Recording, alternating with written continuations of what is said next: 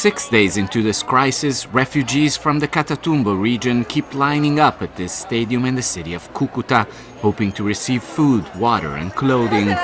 Some are recent arrivals fleeing clashes between ELN rebels and FARC dissidents over control of drug trafficking routes near the Venezuela border.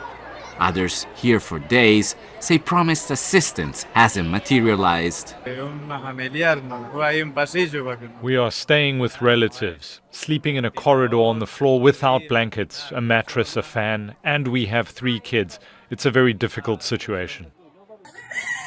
The violence, which killed 80 people in just 3 days, caught authorities off guard.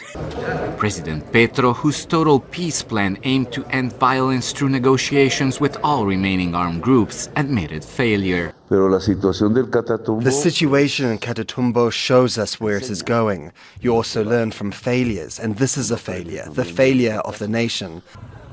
Petro first suspended peace talks with the ELN, then declared a state of internal unrest, accusing the group of crimes against humanity. Arrest warrants for 31 ELN negotiators have been reactivated. Human rights defender Enrique Petrus says warnings about Catatumbo's worsening situation were ignored. The national government knew this could happen. The community, the church, social organizations had raised the alarm for months to the negotiators of both the FARC and the National Liberation Army. They could have taken preventive measures guaranteeing the life and physical integrity of the people.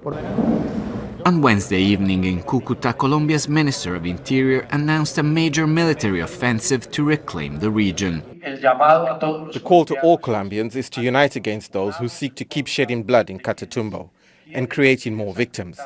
It must be made absolutely clear that the sole responsibility for this humanitarian catastrophe and these unjustifiable acts lies with the ELN, which has unilaterally chosen to end any possibility of peace with the Colombian state.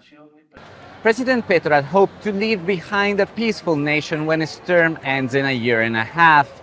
But his vision appears to be clashing against the harsh reality of a constantly evolving internal conflict that reignites every time it seems to be burning out. Alessandro Rampietti, Al Jazeera, Cucuta, Colombia. Make sure to subscribe to our channel to get the latest news from Al Jazeera.